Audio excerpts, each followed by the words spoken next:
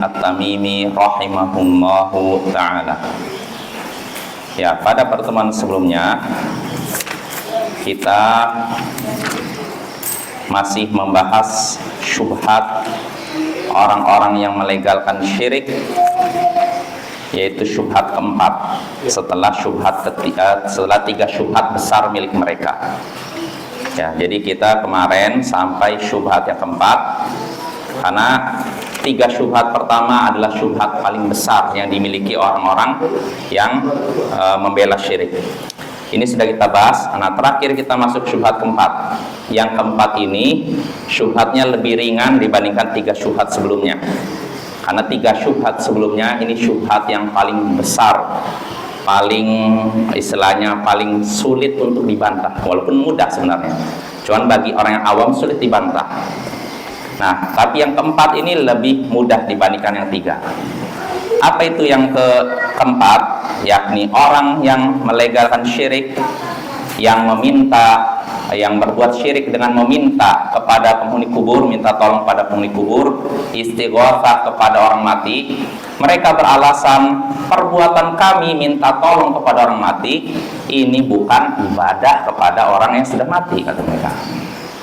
Jadi kami ketika datang ke makam-makam orang soleh, minta tolong kepada orang soleh, ini bukan ibadah. Nah, ini syubhat mereka. Maka Syekh menyuruh kita untuk membantah mereka dengan menyatakan apa itu ibadah, jelaskan apa itu ibadah. Jadi Syekh ingin menyadarkan ketika dia menyatakan minta tolong kepada orang soleh bukan ibadah, berdoa kepada orang soleh bukan ibadah, maka jelaskan kepada dia, kalau gitu apa itu ibadah, jelaskan makna ibadah. Nah, kalau misalkan dia tidak tahu, jelaskan apa itu ibadah, sebutkan contoh-contohnya. Di antaranya yang disebutkan Syekh, contoh ibadah yaitu berdoa. Ud'u rabbakum tadarru'an wa khufyah, dalam surat Al-A'raf ayat 55. Berdoalah kepada Tuhan kalian dengan merendah diri dan suara yang lembut. Berdoalah kepada Tuhan kalian. Ini perintah dari Allah. Perintah untuk berdoa ini perintah. Sedangkan segala sesuatu yang diperintahkan oleh Allah pasti dicintai oleh Allah. Sedangkan segala sesuatu yang dicintai oleh Allah itu adalah ibadah. Berarti doa adalah ibadah. Nah, ini doa adalah ibadah, berarti ketika engkau berdoa kepada orang mati, engkau sudah beribadah kepada orang mati. Nah, ini untuk menyadarkan dia, karena dia bilang, enggak, saya minta tolong pada orang mati bukan ibadah pada orang mati. Dia nggak paham makna ibadah. Maka sebutkan ayat tadi. Dan begitu juga dalam hadis disebutkan ad-du'a wal ibadah, bahkan lebih jelas lagi, doa adalah ibadah. Ini Nabi dalam Sunan Tirmidzi, Nabi menyebutkan doa adalah ibadah. Jelas sekali. Bagaimana bisa engkau berdoa kepada orang mati lalu menolak itu dengan alasan kami tidak beribadah padanya? Ketika engkau sudah berdoa kepada orang mati, berarti engkau sudah berdoa kepada orang mati, beribadah pada orang mati. Karena Nabi sendiri menyatakan doa adalah ibadah. Selesai sebenarnya. Kalau bagi orang yang munsif, yang insaf, adil, bijak, waras, berakal sehat, ketika sampaikan hadis ini, udah selesai. Oh iya. Berarti selama ini perbuatan saya salah. Ini bagi orang yang insaf. Kalau bahasa Indonesia insaf. Kalau insaf adil ya, bijak, akalnya sehat. Adapun orang yang akalnya sudah tidak sehat, sudah disebutkan ayat, sebutkan hadis, masih juga berkelit. Dan biasanya kebiasaan orang sesat meninggalkan yang jelas, mencari yang tidak jelas, yang samar-samar. Ini sudah sering saya ulang-ulang Bapak ya, biar dijadikan kaidah. Ahlus sunnah menerima semua ayat Al-Quran dan hadis yang sahih, baik yang jelas maupun yang samar-samar. Mereka semua menerima. Jadi mereka mengambil yang jelas, yang samar-samar ditarik maknanya kepada yang jelas. Sedangkan orang yang berpenyakit dalam hatinya, mereka mengambil yang samar-samar, mencampakkan yang jelas. Contohnya, dalam ayat tadi disebutkan doa itu adalah ibadah, karena Allah menyuruh kita berdoa kepadanya. Ini kan jelas doa adalah ibadah kan? Bahkan hadis Nabi tadi menyebutkan doa adalah ibadah, jelas sekali. Kalau orang yang masih berakal sehat, waras, menerima, oh iya. Cuma kalau orang berpenyakit nggak nerima, sudah sejelas-jelasnya ayat ini, hadits ini menyebutkan doa adalah ibadah, mereka belok. Mereka cari yang samar-samar, mencampakkan yang jelas. Ya contohnya saya sudah menyebutkan, di antara mereka membolehkan minta tolong kepada orang mati, doa kepada orang yang tidak ada di hadapan boleh, menggunakan dalil kisah Jibril menawarkan bantuan kepada Nabi Ibrahim. Kata mereka, kata siapa doa itu ibadah? Kata siapa minta tolong pada orang mati itu tidak boleh? Kata siapa minta tolong kepada orang yang tidak ada di hadapan itu tidak boleh? Kata siapa? Boleh. Ditanya, itu apa maksudnya boleh? Apa dalilnya? Dalilnya ada. Perbuatan Nabi Ibrahim. Maksudnya setiap perbuatan Nabi Ibrahim, ketika Nabi Ibrahim hendak dilemparkan ke dalam api, karena Nabi Ibrahim kan menghancurkan berhala kaumnya, dan ketika itu Raja Namrud marah besar sehingga akhirnya minta dibuatkan api yang menyala-nyala, api unggun lah besar itu. Lalu Nabi Ibrahim hendak dilemparkan ke dalam api. Nah, kata orang yang melegalkan syirik, membolehkan minta tolong pada orang mati atau minta tolong pada orang yang tidak ada di hadapan, katanya, lihat Nabi Ibrahim ketika hendak dilemparkan ke dalam api, datanglah Jibril menawarkan bantuan pertolongan. Jibril datang ke hadapan Nabi Ibrahim lalu menawarkan bantuan. Nah, kata orang ini yang melegalkan syirik, lihatlah, Jibril menawarkan bantuan kepada Nabi Ibrahim. Ini menunjukkan boleh kita minta tolong kepada orang mati atau orang yang tidak ada di hadapan kita. Sekilas nyambung, padahal sangat tidak nyambung. Jelas apa ya? Kenapa? Pertama, kita bantahnya dari dua sisi. Pertama dari sisi sanad, sama dari sisi makna. Dari sisi sanad kita katakan riwayat yang Anda sebutkan batil, maksudnya tidak sahih, tidak bisa dijadikan dalil. Nggak sahih. Nggak ada riwayat sahih yang menyebutkan Jibril menawarkan pada Nabi Ibrahim pertolongan, nggak ada. Riwayatnya tidak sahih. Kalau tidak sahih berarti tidak bisa dijadikan dalil. Ini pertama, jawaban pertama. Kedua, bantah dari sisi makna. Artinya, kalaupun kita anggap riwayat itu benar, sahih, benar-benar sampai kepada Nabi Ibrahim, kalaupun riwayat itu benar, itu juga tidak menunjukkan bolehnya minta tolong kepada orang mati atau orang yang tidak ada di hadapan. Karena apa? Pertama, ketika itu Jibril ada di hadapan Nabi Ibrahim tidak? Ada. Dan kita boleh minta tolong kepada orang yang ada di hadapan. Jelas? Kedua, malaikat Jibril ketika itu mampu nolong Nabi Ibrahim tidak? Mampu. Jangankan menyelamatkan Nabi Ibrahim, mengangkat negeri Sodom dibalikan aja mampu. Hanya satu malaikat bisa mengangkat negeri Sodom lalu dibalikan. Cukup Jibril, bayangkan, nggak butuh malaikat lain. Meluluh lantakan negeri Sodom saja, kaumnya Nabi Lut saja mampu, apalagi sekadar menolong Nabi Ibrahim yang hendak dilemparkan ke dalam api. Itu bantahan yang kedua, Bapak ya. Jadi bantahan pertama kita bantah dari sisi sanad, riwayat itu tidak benar. Kedua, kalaupun benar, itu tidak menunjukkan bolehnya meminta tolong pada orang mati atau orang yang tidak ada di hadapan. Karena apa? Pertama, Jibril ada di hadapan Nabi Ibrahim. Jelas? Kedua, Jibril mampu menolong Nabi Ibrahim. Betul? Lalu ketiga, ketika itu yang posisi dalam kejadian tadi, apakah Nabi Ibrahim minta atau Jibril yang menawarkan bantuan? Jibril. Nah, ini dengan ini terbantahkanlah syubhat mereka. Mereka melegalkan minta tolong pada orang mati pakai hadis tadi, pakai riwayat tadi. Padahal riwayatnya tidak nyambung dengan keinginan mereka. Jelas apa ya? Nggak nyambung. Ya karena pembahasannya Nabi Ibrahim dalam ketika itu masih hidup dan Jibril ada. Atau mereka membawakan riwayat ini untuk menyatakan bolehnya minta tolong kepada orang yang tidak ada di hadapan. Ini juga nggak nyambung. Karena Jibril ada di hadapan Nabi Ibrahim, kan? Gak nyambung dengan keinginan mereka, Bapak ya. Makanya dalil tadi kisah Nabi Ibrahim ini tidak bisa dijadikan dalil bolehnya meminta tolong kepada orang mati atau doa kepada orang yang tidak ada di hadapan seseorang. Batil. Maka dengan ini terbantahkanlah hujjah mereka, Bapak ya. Kenapa yang seperti ini perlu disebutkan?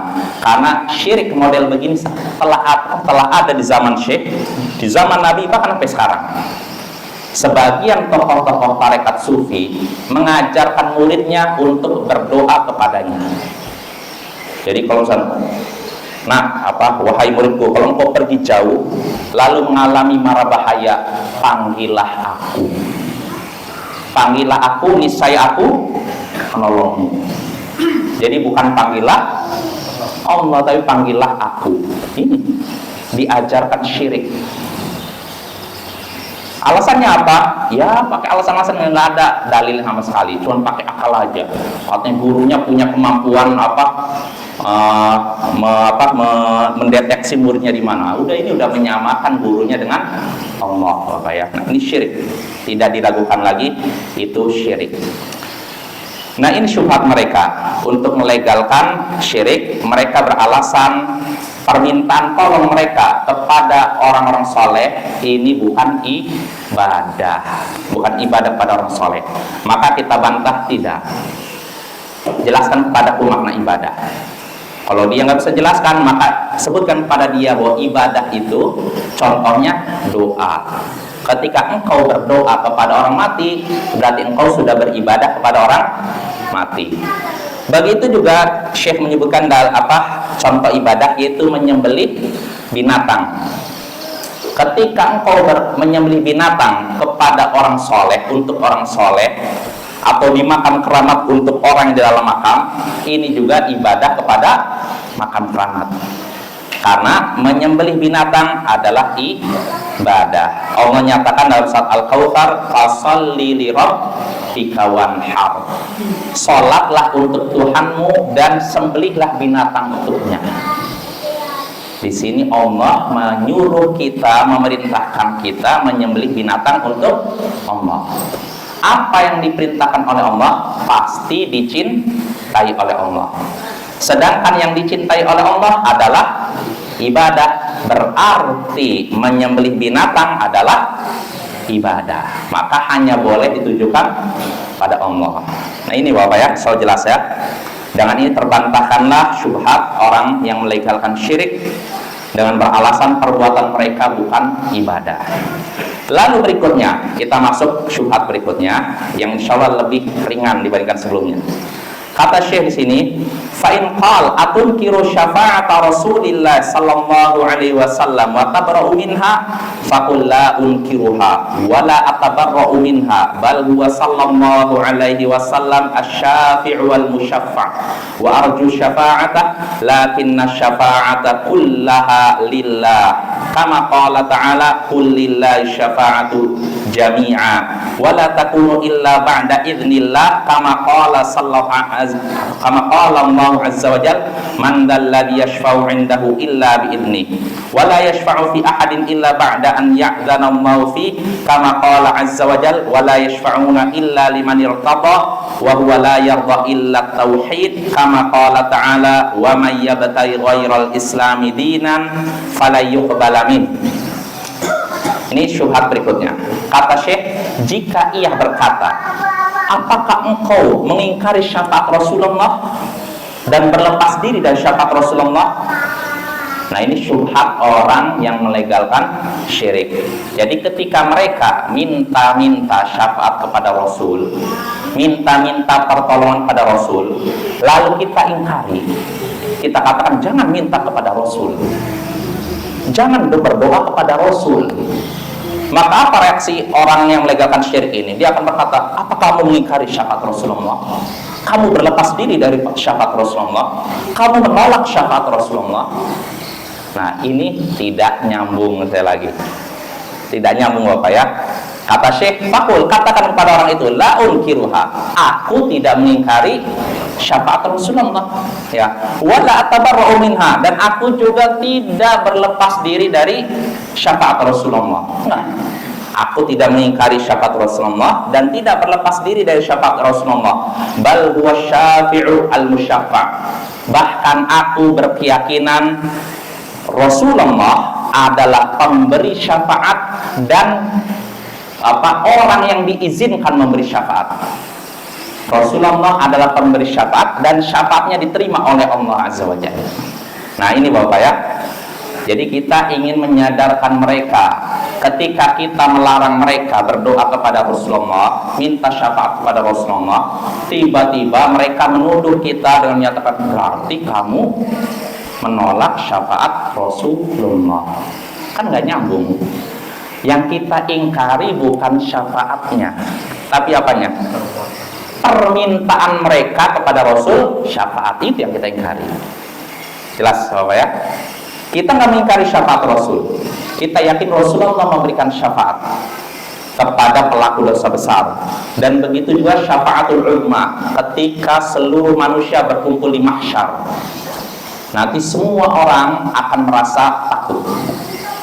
Sampai akhirnya orang-orang berbondong-bondong kepada Nabi Adam. Ini disebutkan oleh Sahih Bukhari Muslim. Orang-orang berbondong-bondong kepada Nabi Adam. Minta syafaat. Minta supaya Nabi Adam berdoa kepada Allah, supaya Allah tidak marah, tidak murka. Namun apa reaksi Nabi Adam? Angkat tangan. Saya pernah makan pohon larangan. Artinya beliau merasa apa? Bersalah. Maka pergilah kalian kepada Nuh. Diarahkan umat manusia kepada Nabi Nuh. Maka mereka pun berbondong-bondong kepada Nabi Nuh. Minta syafaat, minta supaya Nabi Nuh berdoa kepada Allah agar Allah tidak murka, tidak marah. Namun apa reaksi Nabi Nuh? Beliau pun angkat tangan. Beliau beralasan apa? Dulu saya pernah mendoakan umat saya dapat azab. Jadi bagi beliau merasa itu sebagai apa? Kesalahan. Artinya beliau merasa tergesa-gesa, padahal Bapak, dakwah beliau itu Nabi Nuh 950 tahun, yang ikuti cuma sekitar 80 orang. Bahkan ada yang para ulama yang menyebutkan sekitar 20 orang. 950 tahun yang jadi pengikutnya cuma 80 orang, dan ada yang menyatakan 20 orang. Ini 950 tahun ini waktu yang pendek apa lama? Lama ya. Kita kadang kita bertahun-tahun di sini kok yang ikut dikit ya. Baru berapa tahun? Enggak sebanding dengan Nabi Nuh ya. Nabi Nuh 950 tahun. Waktu yang sangat panjang ya. Tapi ketika beliau menyaksikan penolakan kaumnya, dan Allah sendiri sudah mengabarkan tidak ada yang beriman kecuali orang mengikuti sekarang. Orang mengikutimu sekarang dan keluargamu. Nah, ketika itulah baru Nabi Nuh berdoa kepada Allah, la tadar 'alal kafirin dayyara. Ya Allah, jangan engkau sisakan sedikit pun tempat bagi orang kafir, dibinasakan. Artinya Bapak, di situ Nabi Nuh baru berdoa ketika dapat kabar dari Allah bahwa tidak akan ada lagi yang beriman. Jadi wajar kan? Cuma Nabi Nuh menganggap itu apa? Kesalahan. Jelas Bapak ya? Makanya Nabi Nuh angkat tangan ketika orang-orang minta syafaat, angkat tangan. Diarahkan kepada siapa? Nabi Ibrahim. Dan apa reaksi Nabi Ibrahim? Nabi Ibrahim pun angkat tangan dengan alasan sudah berdusta 3 kali. Berdusta 3 kali, dan beliau menganggap ini kesalahan. Tidak pantas saya memberikan syafaat, arahkan pada yang lain. Padahal tiga perkara ini Bapak, ini tidak dianggap dusta. Sudah kita bahas 3 kesalahannya apa? 3 kedustaannya apa? Pertama, kenapa? Ya, pertama ketika beliau diajak oleh kaumnya untuk beribadah kepada berhala, beliau menyatakan inni sakim, sesungguhnya aku sakit. Nah, akhirnya kaumnya berusaha ngajak Nabi Ibrahim, kenapa kamu Ibrahim gak ikut? Sakit. Oh yaudah. Kaumnya mengira sakit badan, padahal Nabi Ibrahim maksudnya apa? Sakit hati beliau melihat kaumnya berbuat syirik. Sakit hati saya. Nah, cuman kaumnya mengira sakit badan. Nah, beliau anggap itu dusta, padahal namanya itu apa? Tauriyah. Tauriyah itu artinya mengucapkan satu kalimat yang memiliki 2 makna. Yang mengucapkan kalimat ini menginginkan makna A, yang mendengar mengira makna B. Nah, ini diperbolehkan. Ini kedustaan pertama yang dianggap beliau sebagai dusta. Yang kedua, ketika Nabi Ibrahim bersama istrinya Sarah dihadang oleh suatu kaum yang suka mencuri istri orang. Jadi kebiasaan kaum tersebut, kalau ada laki-laki berjalan bersama istrinya, nanti istrinya bakal diculik. Tapi kalau dia berjalan bersama saudarinya, kakaknya, adik perempuannya, mereka nggak berani macam-macam. Jelas apa ya? Nah, lewatlah Nabi Ibrahim dengan istrinya Sarah. Dihadang oleh kaum tersebut, ditanya, siapa ini? Perempuan di sampingmu. Apa jawaban Nabi Ibrahim? Ukhti, ini saudariku. Akhirnya apa? Orang-orang itu, udah, biarkan. Nah, maksud Nabi Ibrahim saudari itu apa? Saudari seiman. Cuman kaum itu ngira itu saudari beliau, saudari kandung gitu loh. Jelas apa ya? Dibebaskan. Nah, ini dianggap dusta. Padahal ini namanya apa? Tauriah, apa ya? Itu yang kedua. Yang ketiga, ucapan beliau ketika ditanya, ketika beliau sudah menghancurkan patung kaumnya, kan beliau diinterogasi. Anta fa'alta hadza bi alihatina ya Ibrahim? Apakah engkau yang memperlakukan Tuhan-Tuhan kami seperti ini, wahai Ibrahim? Apa jawaban Nabi Ibrahim? Bal fa'alahu kabirum hadza fas'aluhum in kanu yantiqun. Bahkan yang melakukan ini, menghancurkan patung-patung ini, nih, patung yang besar ini, tanya ke mereka kalau mereka bisa bicara. Jelas apa ya? Jadi Nabi Ibrahim mengarahkan pelaku penghancuran Tuhan-Tuhan mereka ini kepada yang besar. Nah, orang itu menganggap, iya ya, tapi mereka pun sadar, patung kan nggak bisa apa-apa. Nah, di sini Nabi Ibrahim seolah-olah dusta, padahal untuk menyadarkan mereka. Dan ini pun sebenarnya tauriah. Maksud Nabi Ibrahim begini, Bapak. Yang melakukan adalah yang besar ini, patung besar ini, tanyakan kepada mereka kalau mereka bisa bicara. Artinya kalau mereka bisa bicara, mungkin pelakunya ini. Yang jadi masalah mereka tidak bisa bicara. Nah, ini juga tahu riya. Cuma Nabi Ibrahim tetap menganggap itu sebagai apa? Dusta. Makanya Nabi Ibrahim menolak permintaan umat manusia ketika itu. Lalu beliau arahkan umat manusia kepada Nabi Musa. Ya. Namun apa reaksi Nabi Musa? Beliau juga angkat tangan. Alasannya apa? Inni qad qataltu nafsan lam umar bi qatliha. Aku pernah membunuh orang yang aku tidak pernah diperintahkan untuk membunuhnya. Ini kisahnya ketika Nabi Musa menyaksikan ada dua orang bertengkar. Yang satu dari Bani Israel, orang Yahudi, yang satu lagi dari bangsa Mesir. Nah, ketika bertengkar, orang Yahudi ini, Bani Israel ini terdesak. Dia bertengkar dengan orang Mesir, terdesak. Lalu minta tolong kepada Nabi Musa. Karena tahu Nabi Musa dari Bani Israel kan, dari Yahudi kan. Akhirnya apa? Nabi Musa langsung menghampiri orang Mesir itu, dipukul. Faqadha alaihi. Dalam Al-Quran disebutkan, setelah dipukul ternyata mati. Padahal Nabi Musa nggak ada niat membunuh, cuma saking apanya? Satu pukulan langsung koit. Nah, perbuatan ini Nabi Musa nggak ada niat untuk membunuh orang Mesir ini. Namun walaupun begitu, beliau menganggap ini sebagai kesalahan. Makanya beliau nggak mau atau nggak siap memberikan syafaat kepada umat manusia ketika itu. Beliau pun arahkan kepada Nabi Isa. Terus Nabi Isa bagaimana? Beliau juga angkat tangan. Beliau arahkan umat manusia kepada Nabi Muhammad.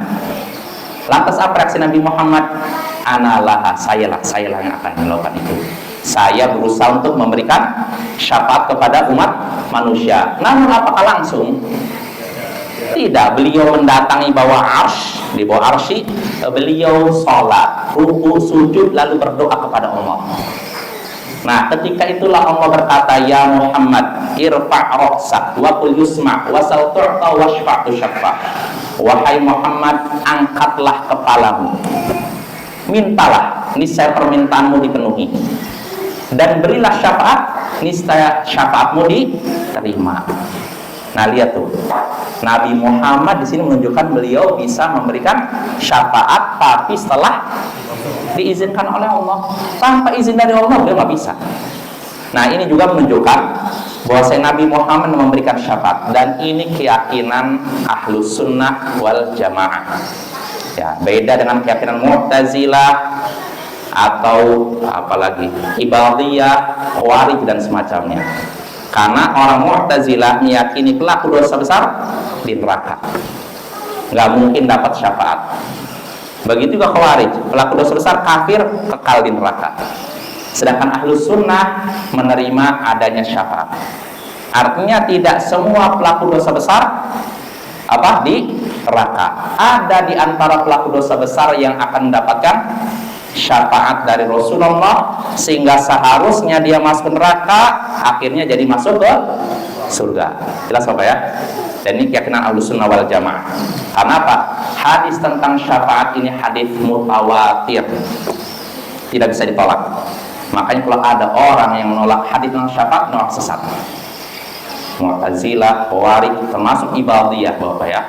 Yang sekarang entah kenapa saya baca Twitter kok banyak di Timur Tengah lagi membahas Ibadiyah. Ada apa nih?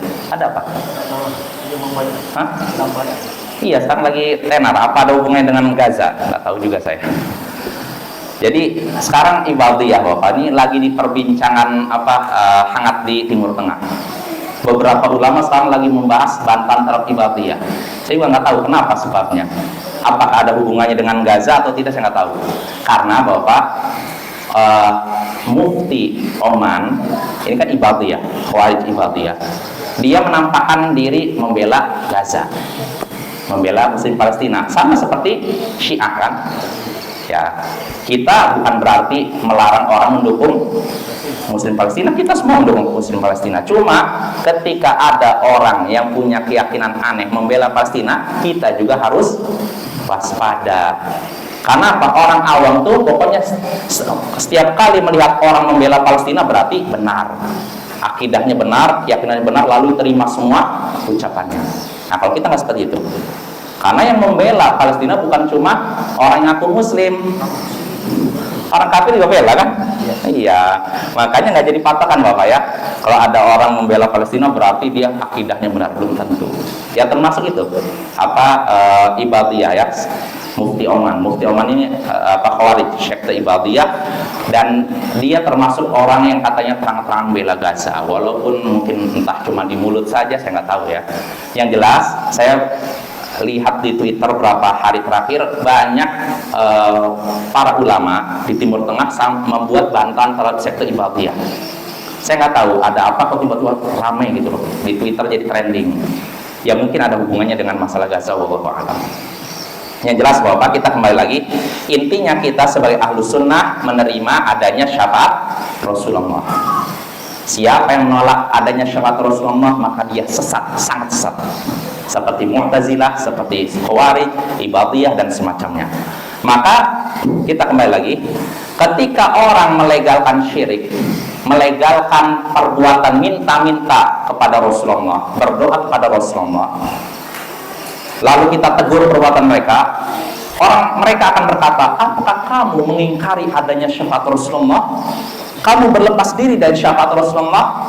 Maka kata Syekh, katakanlah, la unkiruha, aku tidak mengingkari syafaat Rasulullah, wala atabarra'u minha, dan aku juga tidak berlepas diri dari syafaat Rasulullah.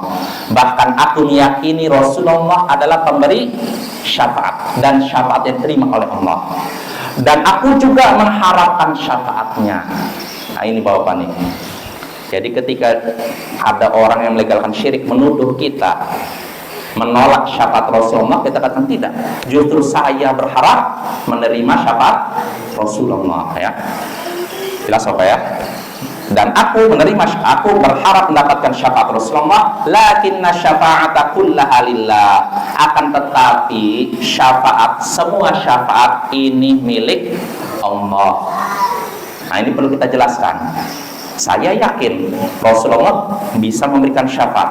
Bahkan saya berharap mendapatkan syafaat Rasulullah. Tapi ketahuilah, semua syafaat ini milik Allah. Ya, kama qala ta'ala, sebagaimana Allah berfirman, qul lillahi syafa'atu jami'a. Katakanlah, milik Allah lah semua syafaat. Milik Allah lah semua syafaat. Jelas maknanya? Milik Allah lah semua syafaat. Artinya, Bapak dan Ibu-ibu, siapapun yang memberikan syafaat ini, siapa saja yang memberikan syafaat?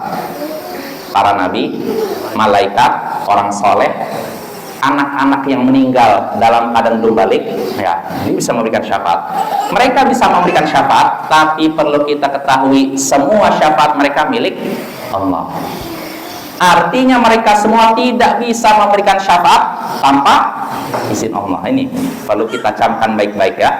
Lalu kata Syekh ini, wala takunu illa ba'da idznillah, dan mereka dan syafaat ini, semua syafaat tidak bisa terwujud diberikan kecuali setelah izin dari Allah. Kama qala ta'ala, man dalladzi yashfa'u 'indahu illa bi'idznih.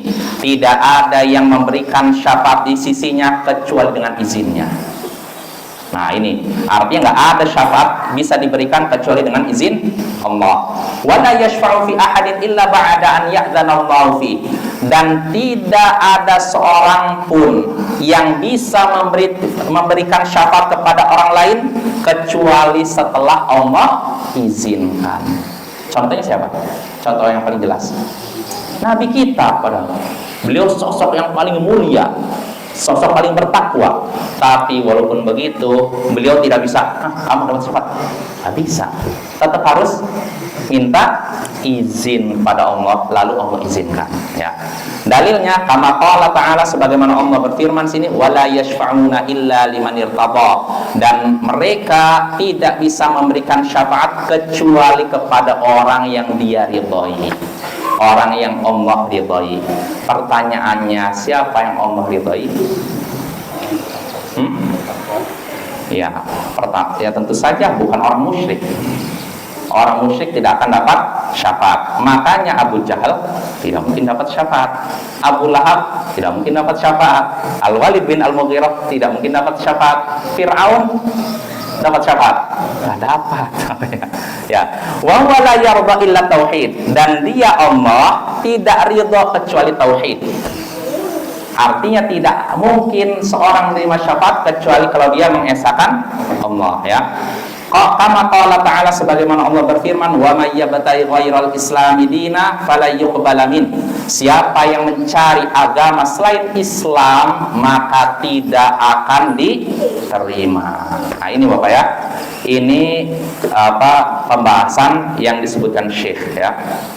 Pembahasan disebutkan Syekh. Intinya di sini Syekh ini menyadarkan bahwasanya syafaat itu milik Allah. Tidak ada seorang pun bisa memberikan syafaat kepada orang lain kecuali setelah diizinkan oleh Allah. Makanya mintalah syafaat kepada siapa? Allah. Itu kesimpulan ringkasnya ya. Nanti ada penjelasan berikutnya, tapi insya Allah mungkin kita bahas pada pertemuan berikutnya. Wassallallahu ala nabiyyina Muhammadin wa ala alihi wa sahbihi ajma'in. Wa akhiru da'wana anil hamdulillahi rabbil alamin. Assalamualaikum warahmatullahi wabarakatuh.